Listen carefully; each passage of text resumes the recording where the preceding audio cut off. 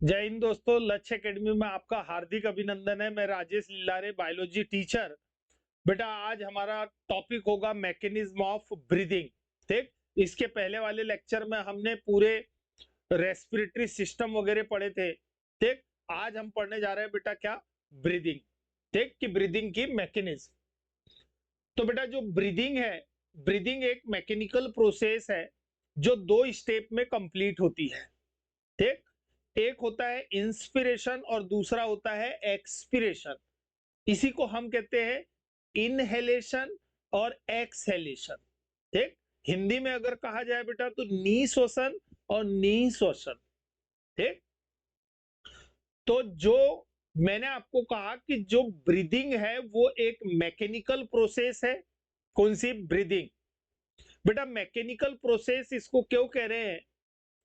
क्योंकि इसमें हमारे स्टर्नम इन्वॉल्व है, हमारा डायफॉर्म इन्वॉल्व है।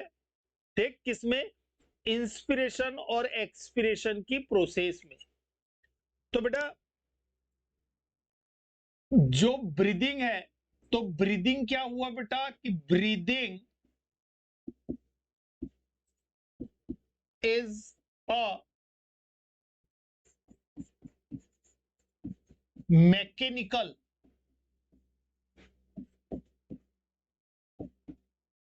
ब्रीदिंग एक बेटा मैकेनिकल प्रोसेस है, यांत्रिक प्रक्रिया है जो 2 फेज में कंप्लीट होती है।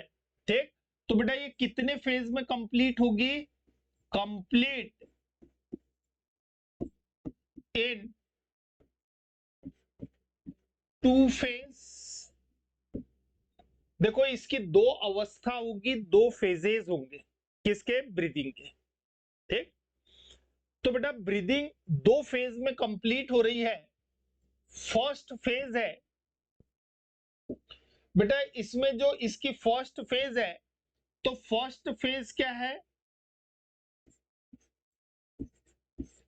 इंस्पिरेशन, या इसी को हम कहते हैं बेटा इनहेलेशन, इनहेल करना। और दूसरी प्रोसेस होती है एक्सपिरेशन। ठीक, इसी को बेटा हम कहते हैं एक्सहेलेशन। ठीक, तो 2 स्टेप में ये कंप्लीट हो रही है। एक है इंस्पिरेशन और दूसरी है कौन सी बेटा? एक्सहेलेशन। तो देखो बेटा हमने ये पढ़ा हुआ है कि आपने जो डिफ्यूजन पढ़ा होगा, तो डिफ्यूजन वो प्रोसेस है जिसमें कोई भी गैस हो, कोई भी मॉलिक्यूल्स हो, ठीक, उसका मूवमेंट हायर कंसंट्रेशन से लोअर कंसंट्रेशन की तरफ होता है। ठीक, यानी कोई भी चीज हम कह सकते हैं कि अत्यधिक सांद्रता से कम सांद्रता की तरफ क्या होती है? प्रवाहित होती है या फ्लो होती है। ठीक, तो हाई कंसंट्रेशन से लो कंसंट्रेशन की तरफ कोई भी चीज क्या होती है? फ्लो होती है। तो बेटा बस उसी कॉन्सेप्ट पे यहां पे हम इंस्पिरेशन और एक्सपिरेशन पढ़ेंगे। ठीक, तो देखो इंस्पिरेशन हम किसको कह रहे हैं कि इंस्पिरेशन वो प्रोसेस है जिसमें एटमॉस्फेयर की जो फ्रेश एयर है वो लंग्स के अंदर क्या करेगी? एंटर करेगी। ठीक, तो बेटा इंस्पिरेशन जो है, तो इंस्पिरेशन वो प्रोसेस है जिसमें लंग एटमॉस्फेयर की एयर लंग्स के अंदर क्या करेगी? एंटर करेगी। तो बेटा सपोज ये हमारा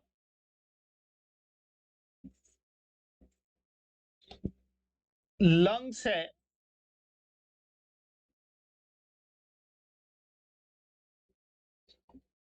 ठीक, बेटा ये लंग्स है, तो इंस्पिरेशन वो प्रोसेस है जिसमें बेटा एटमॉस्फेरिक जो ऑक्सीजन है वो किसके अंदर एंटर करेगी? लंग्स के अंदर।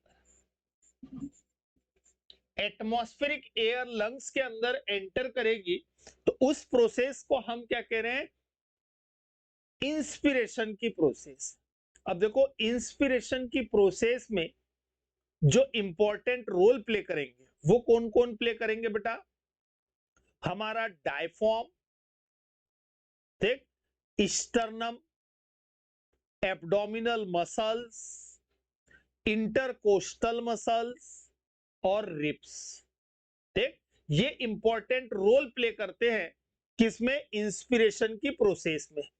तो बेटा इंस्पिरेशन की जो प्रोसेस होगी तो इसमें इंपॉर्टेंट रोल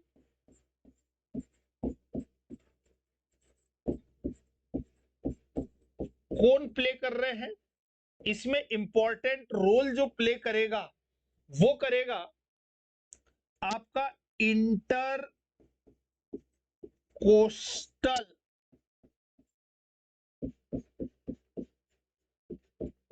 इंटरकोस्टल मसल्स, फिर बेटा रिब्स,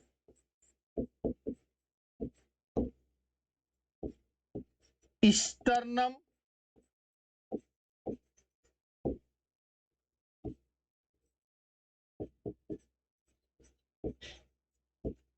डायफ्राम और एब्डोमिनल मसल्स।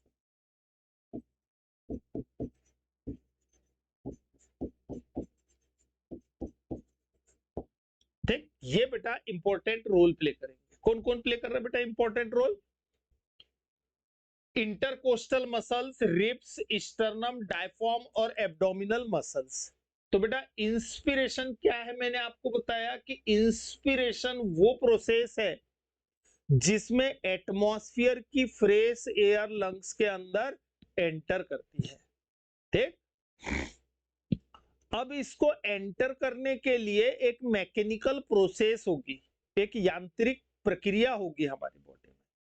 ठीक, कि बाहर की एयर हमारे लंग्स के अंदर कैसे जा रही है, तो अंदर अब कौन सी मैकेनिज्म होगी, तो उस मैकेनिज्म को कंप्लीट करने के लिए हमारे बॉडी के ये कुछ पार्ट है respiratory, intercostal muscles, ribs, sternum, diaphragm और एब्डोमिनल मसल्स।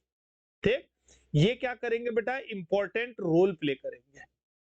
तो देखो पहले हम ये बात समझ ले कि इंटरकोस्टल मसल्स क्या है, फिर हम इसकी मैकेनिज्म को समझते हैं, किसकी, इंस्पिरेशन की। तो बेटा पहले हम ये समझे कि इंटरकोस्टल मसल्स आखिर कहते किसको है। ठीक, तो बेटा इंटर कोस्टल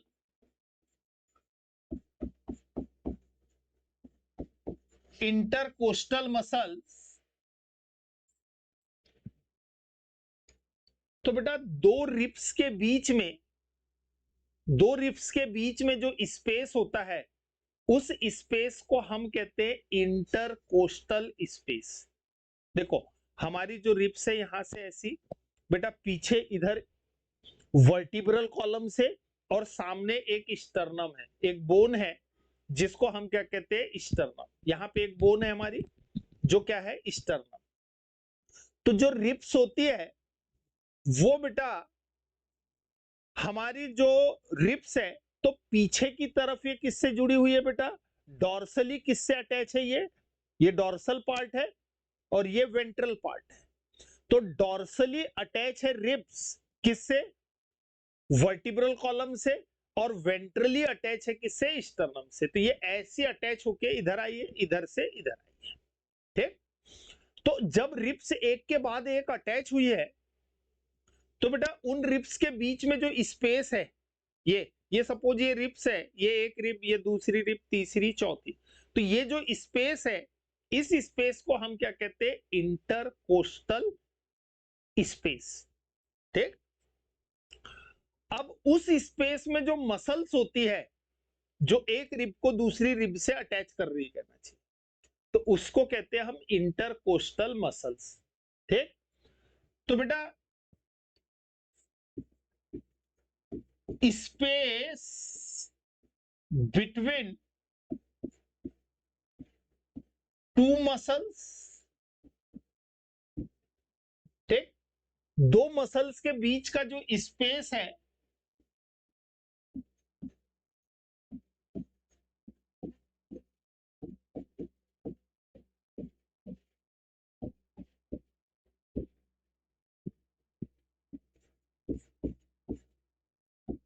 इसको हम क्या कह रहे हैं बेटा, इंटरकोस्टल स्पेस, ठीक। और उस स्पेस में जो मसल्स प्रेजेंट है, ठीक, उस मसल्स को कह रहे हैं इंटरकोस्टल मसल्स। तो बेटा muscles present in this space is called intercostal muscles। इस स्पेस में जो मसल्स होती है उस मसल्स को हम क्या कह रहे हैं, इंटरकोस्टल मसल्स, अंतराकोष्ठी, ठीक, मांसपेशियां, यानी कि बेटा दो रिब्स के बीच में, ठीक, दो आपकी रिब है, ठीक, उनके बीच में जो स्पेस है उस स्पेस को हम कह रहे हैं इंटरकोस्टल स्पेस, और उसमें जो मसल्स प्रेजेंट है उस मसल्स को हम क्या कह रहे हैं, इंटरकोस्टल मसल्स। अब ये जो इंटरकोस्टल मसल्स होती है बेटा, ये दो प्रकार की होती है। एक होती है एक्सटर्नल इंटरकोस्टल मसल्स और एक होती है इंटरनल इंटरकोस्टल मसल्स। तो देखो ये जो मसल्स है, ठीक, ये दो प्रकार की है बेटा। फर्स्ट कौन सी बताया मैंने आपको, एक्सटर्नल इंटरकोस्टल मसल्स, ठीक, एक्सटर्नल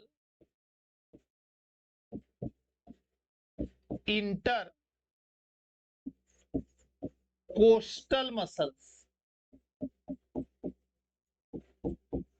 एक्सटर्नल इंटरकोस्टल मसल्स। और दूसरी जो होती है बेटा, ये होती है इंटरनल इंटरकोस्टल मसल्स, ठीक, इंटरनल इंटरकोस्टल मसल्स।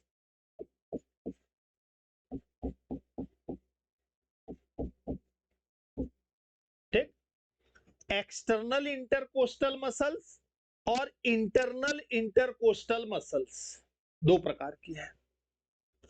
तो बेटा जो एक्सटर्नल इंटरकोस्टल मसल्स होती है, देखो दो रिब्स है बेटा, हम इसको समझें। एक रिब ये है और दूसरी रिब्स ये है। बेटा दो रिब हैं, तो देखो एक्सटर्नल इंटरकोस्टल मसल्स हम किसको कहते हैं, एक्सटर्नल इंटरकोस्टल मसल्स जो होती है, तो ये अपर रिब के डॉर्सल पोर्शन से, ठीक, यहां से अराइज होगी। है कहां से अराइज हो रही बेटा, यहां से। देखो जो एक्सटर्नल इंटरकोस्टल मसल्स है, तो ये इसके डॉर्सल पार्ट से निकली ये, और इसके बेसल पार्ट पे, नीचे वाली रिब के कहां पे जाके अटैच है बेटा, बेस पार्ट पे। ये देखिए, ठीक, अपर रिब के डॉर्सल पार्ट से अराइज हुई है और ये लोअर रिब के बेसल पार्ट से अटैच है, नीचे वाले भाग से। ये नीचे वाला भाग है इसका, ये बेसल पार्ट से अटैच है, और ये यहाँ के इसके ऊपरी भाग से। तो देखो ये बाहर बाहर है ये मसल, तो इसको हम क्या कह रहे हैं बेटा, एक्सटर्नल इंटरकोस्टल मसल्स। अब दूसरी अगर हम देखें, कौन सी, इंटरनल इंटरकोस्टल मसल्स, तो ये बेटा लोअर रिब के डॉर्सल पार्ट से अराइज होती है और अपर रिब के बेसल पार्ट पे जाके टर्मिनेट हो रही है। तो ये यहां अंदर अंदर प्रेजेंट है, ये देखो, इसलिए इसको हम क्या कह रहे हैं, इंटरनल इंटरकोस्टल मसल्स। ये दो प्रकार की है, ये हो गई आपकी इंटरनल इंटरकोस्टल मसल्स, और ये हो गई बेटा एक्सटर्नल इंटरकोस्टल मसल्स। ठीक, ये रिब है, अपर रिब हो गई ये अपर रिब है, और ये कौन सी रिब हो गई बेटा, लोअर रिब। दो प्रकार की रिब्स है, ये ऊपरी रिब और ये निचली रिब, इन दोनों रिब के बीच में ये मसल्स प्रेजेंट है, तो इसी मसल्स को हम क्या करें, इंटरकोस्टल मसल्स। तो ये दो प्रकार की है आपकी। ठीक, अब बेटा अब हम आते हैं इसकी मैकेनिज्म पे, अभी किसकी, इसकी मैकेनिज्म पे। अब आपको समझ में आ गया कि इंटरकोस्टल मसल्स हम किसको कह रहे हैं। अब देखिए, अब हम यहां पे एक्सप्लेन करते हैं किसको बेटा, अब यहां हम एक्सप्लेन करने जा रहे हैं फर्स्ट स्टेप जो आपकी है, क्या, इंस्पिरेशन।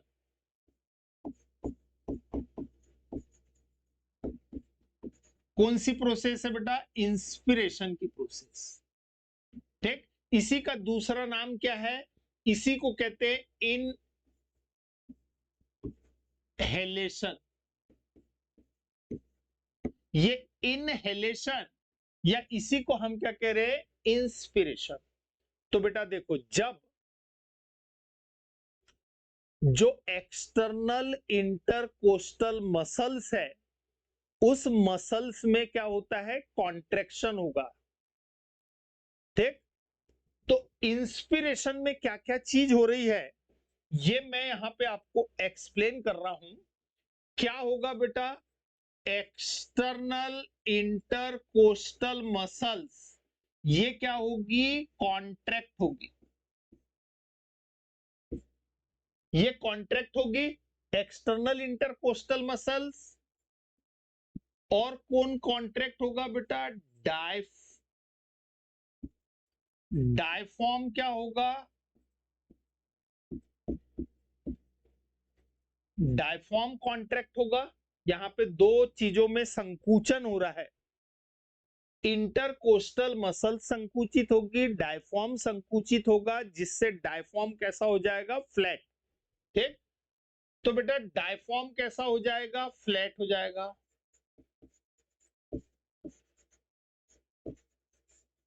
डायफॉर्म बिकम फ्लैट, ये बेटा चपटा हो गया। डायफॉर्म जनरली ऐसा रहता है, देखो बेटा ये हमारा मान लो लंग्स है,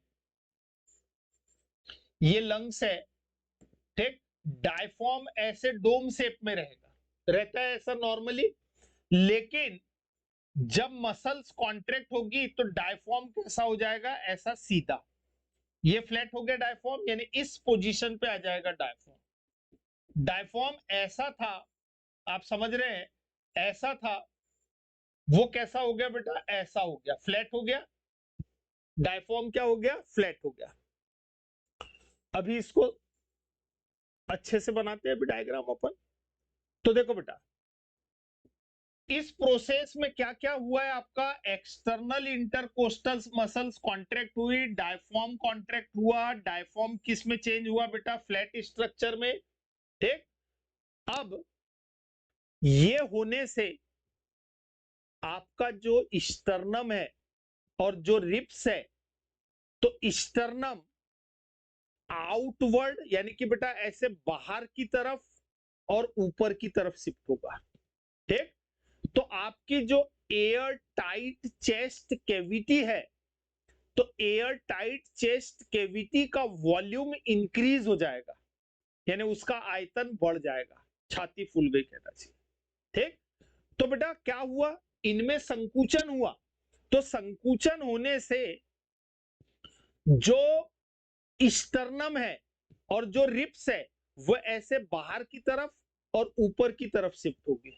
ठीक, तो हम क्या कह रहे हैं, आउटवर्ड और अपवर्ड शिफ्ट हो रहे हैं, कौन, स्टर्नम और ribs.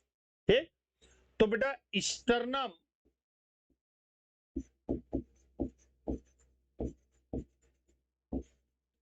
and ribs shift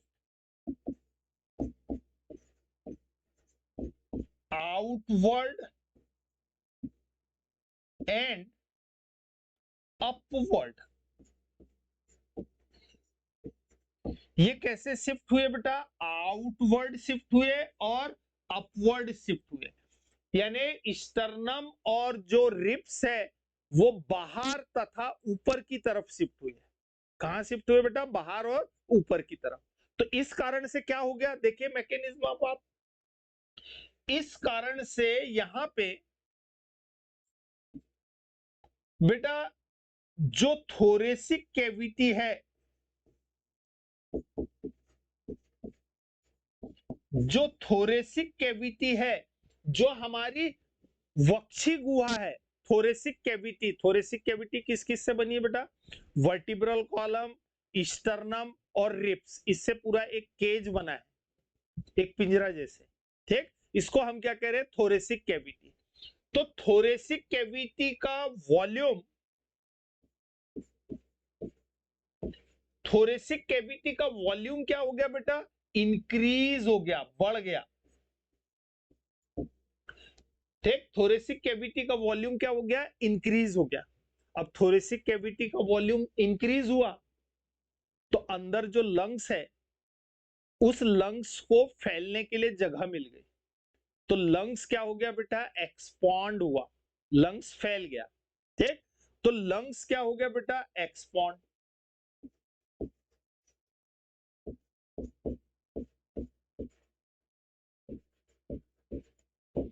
lungs फैल गया, ये जो हमारी कैविटी है इसका वॉल्यूम बढ़ गया, तो लंग्स क्या हो गया? एक्सपॉन्ड हो गया।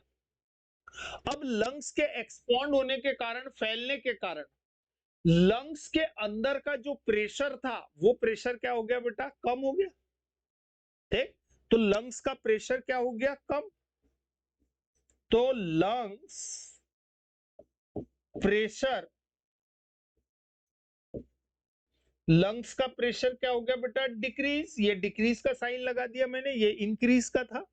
ठीक, यहां पे लंग्स एक्सपॉन्ड किया था।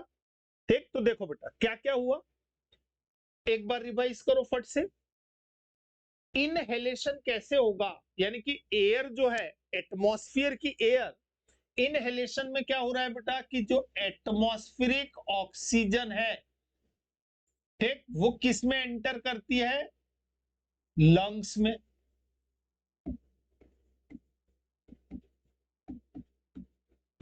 ठीक, एटमॉस्फेरिक जो ऑक्सीजन है, एटमॉस्फेरिक ऑक्सीजन किस में एंटर करेगी? लंग्स में। तो उसको हम क्या कह रहे थे? इंस्पिरेशन। तो इस प्रोसेस में क्या हुआ बेटा? कि जब एक्सटर्नल इंटरकॉस्टल मसल संकुचित हुई, कॉन्ट्रैक्ट हुई, डायफॉर्म कॉन्ट्रैक्ट हुआ, जिसके कारण डायफॉर्म कैसा हो गया? फ्लैट हो गया। उसके फ्लैट होने से स्टर्नम और जो रिब्स है वो बेटा अपवर्ड और आउटवर्ड शिफ्ट हुई, यानी कि बाहर की तरफ और ऊपर की तरफ, जिसके कारण हमारी जो एयर टाइट चेस्ट कैविटी थी या थोरेसिक कैविटी थी, वक्षी गुहा का आयतन क्या हो गया बेटा? बढ़ गया। थोरेसिक कैविटी का आयतन बढ़ गया। ठीक, यानी हमारे वक्षी गुहा का आयतन बढ़ गया, जिसके कारण लंग्स क्या हुआ? एक्सपॉन्ड हुआ, यानी लंग्स फैल गया। लंग्स फैलने के कारण लंग्स का प्रेशर क्या हो गया? डिक्रीज हो गया। तो बेटा अब लंग्स का प्रेशर डिक्रीज हो गया और बाहर वातावरण में ऑक्सीजन का प्रेशर क्या है? ज्यादा है। तो एटमॉस्फेरिक एयर अब क्या करेगी? डिफ्यूज करेगी। किधर आएगी बेटा? बाहर से अंदर की तरफ। ठीक, तो अब क्या होगा? Atmospheric air enter into lungs. ये किस में आ गई? लंग्स में आ गई। ठीक, तो जरा देखो इसको, मैकेनिज्म कैसी हुई इसकी। कि बेटा सपोज ये हमारा स्टर्नम बना है, ये बनाया मैंने वर्टिब्रल कॉलम। ये वर्टिब्रल कॉलम है बेटा, जो पीछे हमारा पीठ के तरफ ये दिख रहा है, ये वर्टिब्रल कॉलम है, और ये क्या हो गया, स्टर्नम। तो ये है बेटा वर्टिब्रल कॉलम, और ये क्या है, ये है स्टर्नम, है ना। तो बेटा पीछे हमारी जो रिब्स है वो किससे जुड़ी हुई है, वर्टिब्रल कॉलम से, और सामने किससे जुड़ी है, स्टर्नम से। ठीक, तो इनके बीच में ये रिब्स है, ये एक रिब हो गई बेटा,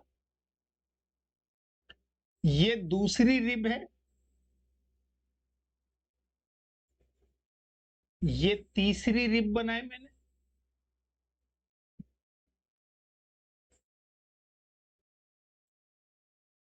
ये देखो, ये क्या है बेटा, ये है रिब्स, ये रिब्स है, पसलियां हैं। हाँ, इन रिब्स के बीच में जो मसल्स होगी, उस मसल्स को हम क्या कहते हैं बेटा, इस मसल्स को हम कहते हैं इंटरकोस्टल मसल्स। तो इसके बीच में यहां पे मसल्स प्रेजेंट है। ठीक,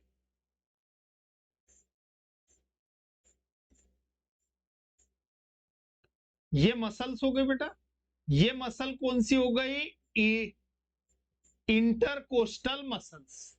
ठीक, तो ये intercostal muscle,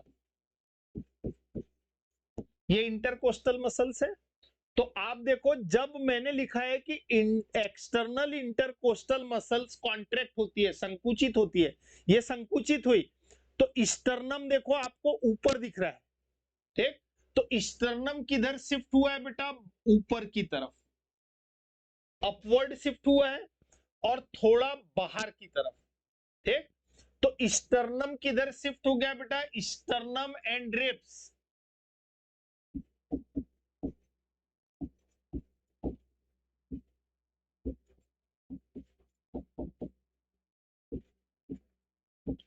shift upward and outward, ये हुआ, ये शिफ्ट हो गया बेटा। अब ऐसा शिफ्ट होने से, ये मैंने लिखा है एक्सटर्नल इंटरकोस्टल मसल संकुचित हुई, तो डायफॉर्म कॉन्ट्रैक्ट हुआ, जिससे डायफॉर्म क्या हो गया, फ्लैट हो गया। अभी डायफॉर्म को बताते हैं, जिसके कारण स्टर्नम और जो रिब्स है वो कैसी शिफ्ट हुई बेटा, आउटवर्ड और अपवर्ड, जिसके कारण क्या हो गया, लंग्स फैल गया, थोरेसिक कैविटी का वॉल्यूम क्या हो गया, इंक्रीज हो गया। तो देखो अब यहां पे कि क्या प्रोसेस हुई होगी। ये सपोज हमारा लंग्स है,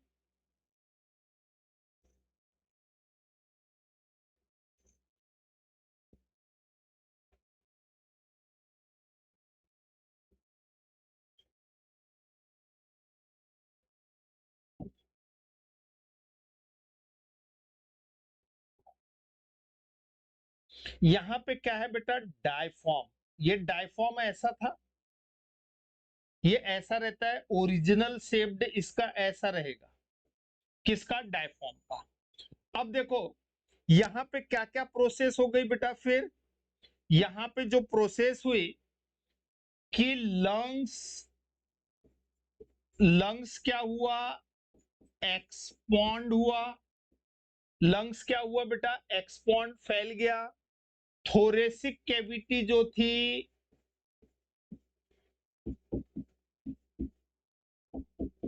थोरेसिक कैविटी का वॉल्यूम क्या हुआ, इंक्रीज हुआ, बढ़ गया बेटा थोरेसिक कैविटी का वॉल्यूम। ठीक, प्रेशर क्या हुआ लंग्स का, प्रेशर डिक्रीज हुआ। ठीक, स्टर्नम बेटा जो डायफॉर्म है, डायफॉर्म कैसा हो गया, ऐसा फ्लैट हो गया, डायफॉर्म कैसा हो गया बेटा, फ्लैट हो गया, इस पोजीशन पे आ गया डायफॉर्म। क्यों फ्लैट हुआ डायफॉर्म, ये बेटा डायफॉर्म नीचे की तरफ शिफ्ट हुआ, डायफॉर्म पुल डाउन, डायफॉर्म क्या हुआ बेटा, पुल डाउन हुआ, नीचे की तरफ शिफ्ट हुआ, कौन, डायफॉर्म। ठीक, देखो लंग्स का प्रेशर डिक्रीज हुआ, थोरेसिक कैविटी का वॉल्यूम इंक्रीज हुआ। तो जब प्रेशर कम हो गया तो बाहर की ऑक्सीजन कहां एंटर करेगी बेटा, एटमॉस्फेयर की जो ऑक्सीजन है वो सीधी आ जाएगी किसके अंदर, लंग्स के अंदर आ गई। ठीक, किसके अंदर आ गई, लंग्स के अंदर। तो इस प्रकार से मैंने पूरी मैकेनिज्म बताई आपको रिलेट करके सारी चीजें। ठीक, अब देखो बेटा, अब इसमें दूसरी चलते हैं हम, दूसरी प्रोसेस है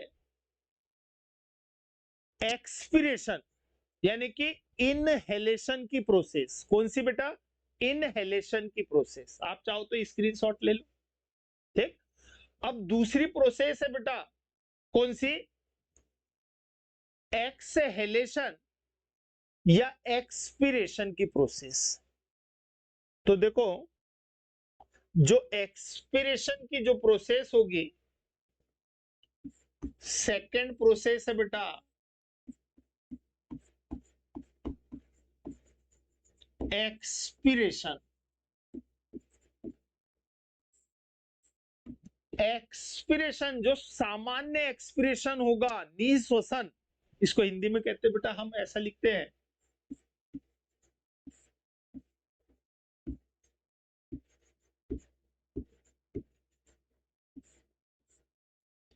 निःश्वसन। ठीक, या इसी को हम क्या कहते हैं, एक्सहेलेशन। तो देखो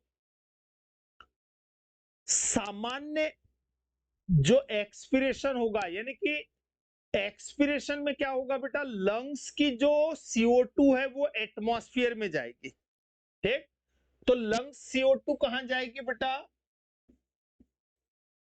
लंग्स CO2 कहां पे चला जाएगी, एटमॉस्फेयर में। लंग्स CO2 कहां जाएगी बेटा, लंग्स की CO2 का एटमॉस्फेयर में क्या होना, रिलीज होना कहना चाहिए, बाहर निकलना। लंग्स CO2 का बाहर निकलना क्या कहलाएगा, एक्सपिरेशन। सामान्य एक्सपिरेशन जो होगा, सामान्य निःश्वसन जब होगा बेटा, तो उसमें कोई मसल्स कॉन्ट्रैक्ट नहीं होगी। अभी मैं कॉन्ट्रैक्शन बताऊंगा मसल्स का, लेकिन किस कंडीशन में होगी वो बताऊंगा। तो देखो इस प्रोसेस में कि in normal expiration, normal expiration में जो मसल्स कॉन्ट्रैक्ट हुई थी बेटा इंस्पिरेशन के समय, वो मसल्स क्या होगी, रिलैक्स होगी। ठीक, तो एक्सटर्नल इंटरकोस्टल मसल्स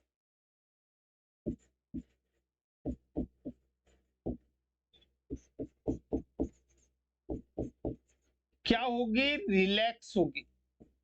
क्या होगी बेटा, रिलैक्स होगी, वो शिथिल होगी। तो जिसके कारण जो स्टर्नम ऐसा बाहर की तरफ आया था, ऊपर की तरफ शिफ्ट हुआ था, अब वो क्या होगा बेटा, इनवर्ड शिफ्ट होगा, अंदर की तरफ और नीचे की तरफ शिफ्ट होगा। ठीक, तो स्टर्नम कहां शिफ्ट हो गया, इनवर्ड यानी कि अंदर की तरफ, और डाउनवर्ड शिफ्ट हुआ। ठीक, और जो डायफॉर्म था, जो डायफॉर्म ऐसा फ्लैट हो गया था, वो अपने ओरिजिनल डोम शेप में आ जाएगा, ऐसे शेप में ओरिजिनल शेप में आ जाएगा। ठीक, तो बेटा diaphragm, diaphragm return original, original dome shape, ये अपनी बेटा वास्तविक अवस्था में आ जाएगा। ये जिस प्रकार से था पहले, वैसी वास्तविक अवस्था में आ जाएगा। कौन, डायफॉर्म। तो ऐसा होने से अब क्या प्रोसेस होगी बेटा, जब ऐसा हो रहा है तो यहां पे जो घटना घटेगी वो क्या हुआ, थोरेसिक जो कैविटी है, थोरेसिक कैविटी का वॉल्यूम क्या हो जाएगा, डिक्रीज हो जाएगा। ऐसा अंदर की तरफ स्टर्नम जाएगा और रिप्स जाएगी, तो क्या हो जाएगा, थोरेसिक कैविटी का वॉल्यूम क्या हो गया, डिक्रीज हो गया, कम हो गया। थोरेसिक कैविटी का वॉल्यूम क्या हो गया बेटा, कम हो गया, डिक्रीज हो गया। अब थोरेसिक कैविटी का वॉल्यूम जब डिक्रीज हुआ तो लंग्स का भी वॉल्यूम क्या हो जाएगा बेटा, डिक्रीज हो जाएगा। जो फैला था ऐसा, तो लंग्स वॉल्यूम भी क्या हो जाएगा, थोड़ा सा डिक्रीज हो जाएगा। तो लंग्स का भी वॉल्यूम क्या हो गया बेटा, डिक्रीज हो गया, हो गया। अब लंग्स का वॉल्यूम डिक्रीज हुआ और क्या होगा बेटा यहां पे, कि जो स्टर्नम है और जो रिप्स है वो इनवर्ड और डाउनवर्ड शिफ्ट होगी। तो sternum and ribs shift inward and downward. कि बेटा जो स्टर्नम है और जो रिप्स है वो नीचे की तरफ ठीक क्या हो गई, शिफ्ट, और अंदर की तरफ, जिसके कारण लंग्स का वॉल्यूम, थोरेसिक कैविटी का वॉल्यूम क्या हो गया, डिक्रीज। अब लंग्स पे पड़ा प्रेशर, ठीक। तो बेटा डायफ्राम अपने ओरिजिनल शेप में आ गया था, ठीक। अब क्या हुआ, लंग्स का जो प्रेशर है, लंग्स प्रेशर क्या हो जाएगा, इंक्रीज हो जाएगा। लंग्स का प्रेशर क्या हो जाएगा बेटा, बढ़ जाएगा।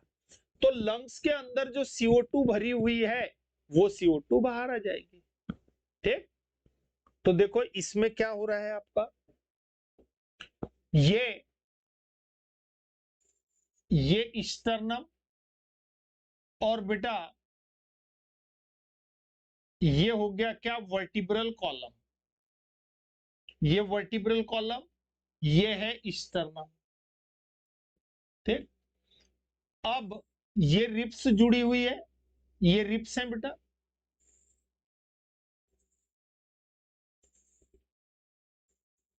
ये रिप्स है, ठीक। ये क्या है, वर्टिब्रल, ये वर्टिब्रल कॉलम, ये क्या है, स्टर्नम, और ये क्या है बेटा, रिप्स, ये रिप्स है। इनके बीच में क्या होगी बेटा, मसल्स होगी, कौन सी, इंटरकोस्टल मसल्स, ये मसल्स है, ये इंटरकोस्टल मसल्स है, इंटर कोस्टल मसल।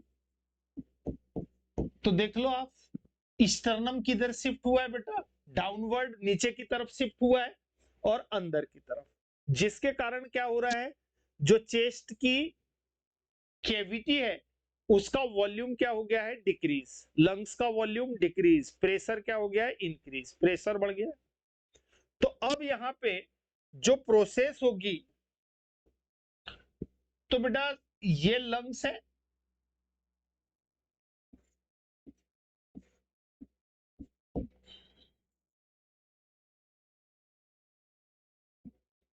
लंग्स का जो वॉल्यूम है वो कैसा हो गया बेटा, अब पहले स्टर्नम यहां पे आ गया था, अब स्टर्नम क्या होगा, ऊपर की तरफ शिफ्ट हो गया, और ओरिजिनल किस शेप में आ गया बेटा, डोम शेप में। ये स्टर्नम था, ये अपने ओरिजिनल डोम शेप में आ गया। यहां पे क्या क्या प्रोसेस हुई, यहां पे हुई बेटा थोरेसिक कैविटी का जो वॉल्यूम है वो क्या हो गया बेटा, डिक्रीज हुआ, कम हो गया। लंग्स का वॉल्यूम भी डिक्रीज हो गया, कम हो गया। लंग्स का प्रेशर, लंग्स प्रेशर क्या हो गया बेटा, इंक्रीज। और स्टर्नम किस, जो डायफ्राम है,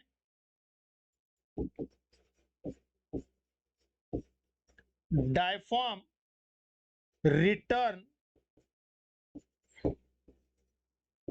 ओरिजिनल डोम शेप,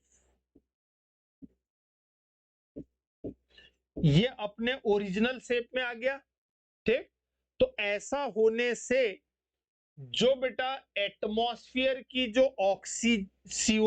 लंग्स की जो CO2 थी, लंग्स के अंदर जो CO2 भरी हुई थी, ये लंग्स की भरी हुई CO2 कहां आ गई, बाहर।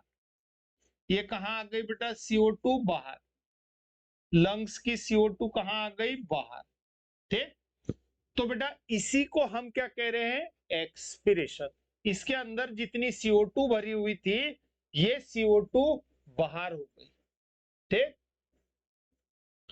तो बेटा मैंने आपको शुरू में बताया कि नॉर्मल एक्सपिरेशन, नॉर्मल एक्सपिरेशन में कोई मसल्स कॉन्ट्रैक्ट नहीं होती, बल्कि मसल्स मैंने बताया था आपको रिलैक्स होती है।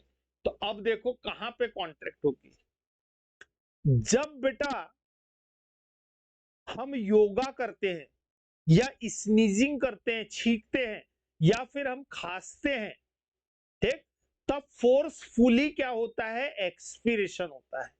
आप तेजी से अंदर की CO2 बाहर निकालते हो जब योगा करते हैं हम तब, या फिर स्नीजिंग करते हैं जब हम छींकते हैं तब। तो उस समय मैंने आपको दो प्रकार की मसल्स बताया था, एक्सटर्नल इंटरकोस्टल मसल्स और इंटरनल इंटरकोस्टल मसल्स। तो बेटा जब हम फोर्सफुली एक्सपिरेशन करेंगे, क्या, जब हम फोर्सफुली एक्सपिरेशन, जब हम फोर्सफुली एक्सपिरेशन करेंगे तब कौन सी मसल्स कॉन्ट्रैक्ट होगी बेटा, तब जो मसल्स कॉन्ट्रैक्ट होगी वो होगी इंटरनल इंटरकोस्टल मसल्स। तो ये किस में इन्वॉल्व होगी बेटा, फोर्सफुली एक्सपिरेशन में। ये क्या होगी, इंटरनल इंटरकोस्टल मसल्स क्या होगी, कॉन्ट्रैक्ट होगी। क्या होगी बेटा, कॉन्ट्रैक्ट, संकुचित होगी। तब जाके फोर्सफुली क्या होगा, एक्सपिरेशन होगा। ठीक, तो बेटा आई होप कि आपको ये लेक्चर समझ में आया होगा। अब कल हम पढ़ेंगे गैसियस एक्सचेंज। तो आप हमारे लेक्चर को लगातार देखते रहिए, तो आपको सारी चीजें आपको एक सीक्वेंस में समझते आएगी। ठीक है, थैंक यू बेटा।